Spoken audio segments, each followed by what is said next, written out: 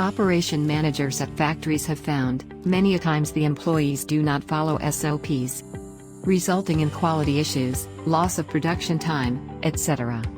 To solve this problem, Securens has developed ACTIAUDIT for factories. How does ACTIAUDIT work at factories?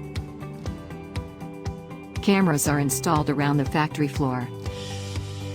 The entire day's video is uploaded 2 to 4 times a month to Securens Command Center. Executives at Securens Command Center analyze the videos to detect non-compliances. These non-compliances are reported to the manager for corrective actions through a PPT, with images of non-compliance. Organizations have found a substantial increase in quality and efficiency when they used ACTIAUDIT. Peace of mind of all time.